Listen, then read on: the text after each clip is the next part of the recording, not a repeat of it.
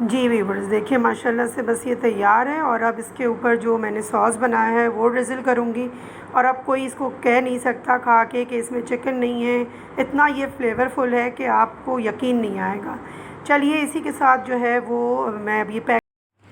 السلام علیکم ویورز، کیا حال ہے میری یوٹیوب فیملی؟ آج میں آپ کے لیے لے کر آئی ہوں ایک زبردست سی سنگاپورین رائس کی ریسیپی، جس میں جو ہے وہ بہت ایزی طریقے سے میں نے بنانا سکھائی ہے۔ اور اب اس میں یہ ہوگا کہ سٹارٹنگ میں نے جو ہے وہ آپ نے کیا کرنا ہے کہ 2 ٹیبل اسپون آئل لے لینا ہے، اس میں آپ نے لہسن ادرک کا پیسٹ ڈال لینا ہے۔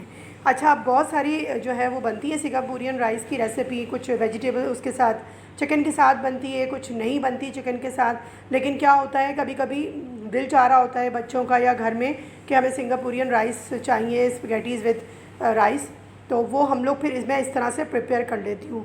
اچھا، اب دیکھیے یہ جو ہے اس میں نے ٹومیٹو چاپ کیے ہوئے ڈال دیے، تھوڑا سا پیاز اور تھوڑا سا ٹومیٹو چاپ کیے ہوئے، کیوں میں نے بتایا بہت کوئک اور ایزی ریسیپی ہے، منٹوں میں تیار ہو جائے گی، کوئی اس میں زیادہ ہیٹرک نہیں ہے، بس تھوڑی سی ویجیٹیبلز آپ کے پاس ہوں تو یہ فٹافٹ سے تیار ہو جاتی ہے۔ اچھا، اب اسی کے ساتھ ہی میں اس میں تھوڑا سا ڈال دوں گی نمک، تاکہ تھوڑا مسالے کے اندر بھی ہمارے سالٹ آ جائے، تھوڑا سا بلیک پیپر، سالٹ اور بلیک پیپر ڈال کے آپ تھوڑا سا اس مسالے کو بھون لیں، مطلب اتنا بھوننا ہے آپ نے کہ جو سوتے ہو جائے، یہ تھوڑا کچا پکا سا ہو جائے، بالکل ایک دم سے براؤن بھی نہیں کرنا ہمیں ٹماٹر پیاز کو۔ اس میں نے ایک ٹماٹر لے لیا بڑا سا، اور ایک چاپ کی ہوئی پیاز لے لی ہے، ایک ساتھ ہی لے لیا ہے، ٹھیک ہے نا۔ اب یہ کیونکہ الگ الگ آپ پیاز الگ کریں ٹماٹر الگ کریں، تو یہ میں بہت کوئک سی ریسیپی آپ کو بتا رہی ہوں، اور کوئک بن جانے والی ریسیپی ہے یہ۔ اچھا جناب، اس کے اندر میں نے 1 ٹیبل اسپون بھر کے ڈالا ہے سویا ساس کا، چلی ساس کا۔ اچھا، ساسز جو ہوتے ہیں وہ تھوڑے سے میں اس ٹائم پہ بھی ڈال دیتی ہوں، اور تھوڑے سے میں بعد میں ڈالوں گی۔ 1 ٹیبل اسپون میں وینیگر کا ڈال دیا میں نے اس میں، اور وہی چائنیز جو ہمارے ساس ڈلتے ہیں، چلی ساس، سویا ساس، سرکہ، وینیگر، بس یہی ہمیں ڈالنے ہیں۔ 1 ٹیبل اسپون اس میں نے سویا ساس کا ڈال دیا۔ اب یہ دیکھیں، اسی جو میں نے ٹماٹر پیاز ڈالا ہے، اسی کے اندر تھوڑے سے جب یہ میں ساسز ڈال دیتی ہوں تو ایک اچھا سا فلیور آ جاتا ہے آپ کے مسالے کے اندر، کیونکہ ہم اس میں چکن کا یوز نہیں کر رہے ہیں، یہ میں آپ کے لیے بنا رہی ہوں چکن کے بغیر، یعنی کہ جو ہمارے لوگ چکن نہیں یوز کر رہے ہوتے ہیں اور ویجیٹیرین ہوتے ہیں، ان کے لیے بھی یہ بیسٹ ریسیپی ہے، اور ٹیسٹی بھی بہت بنتی ہے۔ اچھا، اسی ٹائم پہ میں نے کیا کیا، 1 ٹی اسپون جو ہے وہ چکن پاؤڈر بھی ڈال دیا۔ چکن پاؤڈر ڈالنے سے جو ایک اچھا سا فلیور آ جاتا ہے، کیونکہ میں اجینوموٹو کسی بھی چیز میں یوز نہیں کرتی ہوں، لیکن چکن پاؤڈر میں یوز کرتی ہوں فلیور دینے کے لیے، کیونکہ اس میں چکن تو ہے نہیں ہماری۔ اچھا، اس ٹائم پہ اگر آپ چاہیں تو چکن کیوب بھی یوز کر سکتے ہیں۔ اچھا جناب، میں نے ایک بڑی سی کیرٹ کو لے کے اس کو چاپ کر لیا، ٹھیک ہے نا۔ اچھا، اس میں اگر آپ کپس میں دیکھیں تو یہ تقریباً ½ کپ بن جاتی ہے کوئی چاپ کی ہوئی۔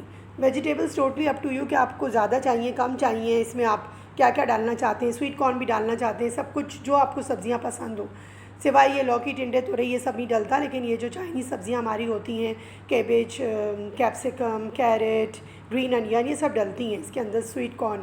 اچھا، میں نے کیبج جو ہے وہ بھی چاپ کر کے ½ کپ ڈال دی، اور ½ کپ ہی میں نے یہ شملہ مرچ کا بھی اس کے اندر اسی وقت ڈال دیا۔ اب آپ خود دیکھیے گا کہ کتنی جلدی کوئک اور آسانی سے تیار ہوتی ہے، منٹوں میں ہمارا جو ہے یہ سنگاپورین رائس تیار ہو جائے گا۔ اب میں نے یہ دیکھیں جو اسپائسز ڈالے وہ اسی لیے ڈالے، تھوڑی ویجیٹیبل میں بھی اچھا سا فلیور آ جائے گا۔ اچھا، میں نے ½ کپ ہی اب لے لیا یہ گرین انین چاپ کیا ہوا، گرین کے ساتھ، گرین اور اس کا وائٹ پارٹ دونوں لیجیے گا۔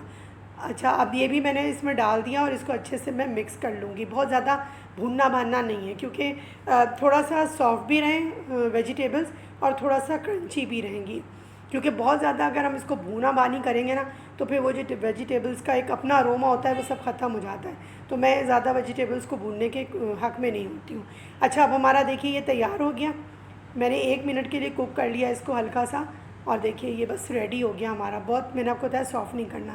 اب دیکھیے میں نے یہ ½ کپ لے لیا، ½ پیکٹ لے لیا ہے اسپگیٹیز کا، نوڈلز لینا چاہے نوڈلز لے لیں، ویسے اس میں اسپگیٹیز زیادہ اچھی لگتی ہیں، تھوڑی وہ باریک ہوتی ہیں۔ اچھا، اب یہ میں نے بوائل کر کے رکھ لی تھیں، اب ظاہر ہے بوائل کرنے کا طریقہ سبھی کو پتہ ہے، نہیں پتہ تو میری اور ویڈیوز میں جا کے دیکھ لیجیے گا، میں نے اس میں کمپلیٹلی سکھایا ہوا ہے کہ نوڈلز کیسے ابالتے ہیں، یہ اسپگیٹیز کیسے ابالتے ہیں۔ اب میں نے اسپگیٹیز کے ساتھ دیکھیے جو میں نے اسپائسز شروع میں ڈالے نا، اب وہ اس میں بھی کام کریں گے، اگر اس وقت اور آپ کو کمی بیشی لگے تو آپ مزید اور ساسز ڈال سکتے ہیں۔ اب میں نے کیا کیا، اسپگیٹیز ڈالنے کے بعد اس کو اچھے سے مکس کیا. اس ٹائم پہ بھی کچھ لوگ کھانا پسند کرتے ہیں، لیکن میں چونکہ سنگاپورین رائس بنا رہی ہوں وداؤٹ چکن، تو اب میں اس کو اس میں مکس کرنے کے بعد اس میں چھوڑ دوں گی. اب رائس جو ہے میں نے 2 کپ رائس جو ہے وہ الگ سے بوائل کر لیے ہیں نمک ڈال کے، اور وہ بھی جو ہے میرے ریڈی ہو گئے ہیں. جب تک میرے یہ وہ تھوڑا سا کک ہو رہا ہے، میں آپ کو بتاؤں کہ اس کے اوپر جو میں سوس، جو سنگاپورین سوس ہوتا ہے وہ اس میں ڈالوں گی. تو یہ میں نے دیکھیے میونیز لے لی اور تقریباً ہاف کپ، اور ہاف کپ میں نے ہاٹ سوس لے لیا ہے. اچھا، ہاف کپ میں نے چلی گارلک سوس لے لیا، ہاف کپ نہیں سوری 2 ٹیبل اسپون. اچھا، ان سب کو ہم کیا کریں گے، اچھے سے مکس کر لیں گے. اس ٹائم پہ اگر آپ مسٹرڈ پیسٹ ڈالنا چاہیں تو وہ بھی ڈال سکتے ہیں، مسٹرڈ سوس ڈالنا چاہیں تو مسٹرڈ سوس بھی ڈال سکتے ہیں، لیکن مجھے وہ اتنا زیادہ پسند نہیں آتا میرے گھر میں، تو میں اسی کو ایسے ہی رکھوں گی سنگاپورین رائس کے اندر. ٹھیک ہے نا. اب اس کو اچھے سے مکس کر لیں گے ہم. اس ٹائم پہ اگر آپ تھوڑا اور اسپائسی کرنا چاہیں تو تھوڑے سے چلی فلیکس ڈال دیجیے گا، یا پھر بلیک پیپر کرش ہوئی بھی وہ ڈال دیجیے گا، تھوڑا سالٹ ڈال دیجیے گا، لیکن ضرورت نہیں ہے کیونکہ میرا جو ہاٹ سوس ہے وہ ہوم میڈ ہے اور اس میں یہ ساری چیزیں پہلے سے شامل ہیں. بس اب اس کو مکس کر کے ہم ایک طرف سائڈ میں رکھ لیں گے.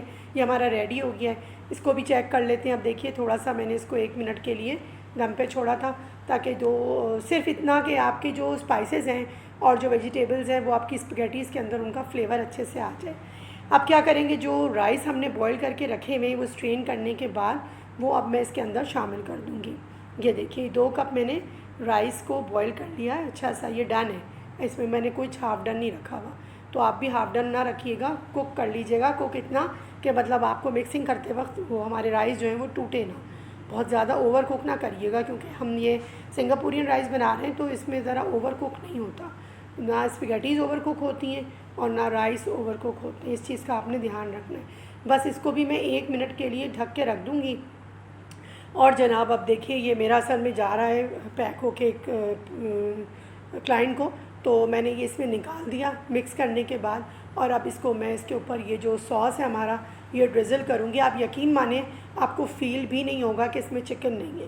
یا آپ کبھی کبھی بچوں کو نا جو کوشش کرا کریں چکن سے بچائیں اور کچھ اس طرح سے دے دیں کہ تھوڑا سا ٹویسٹ ہو جائے، تھوڑا ڈاج دے دیں ان کو تاکہ وہ چکن سے دور ہو جائیں. کم استعمال کریں چکن کو. بس اب یہ ہمارا ریڈی ہے، اس کو انجوائے کیجیے. ابھی تک چینل سبسکرائب نہیں کیا تو جلدی سے کر لیجئے. ویڈیوز کو بھی لائک کیجیے، ایک اچھا سا کمنٹس دیجیے اور مجھے دعاؤں میں یاد رکھیے گا. اللہ حافظ.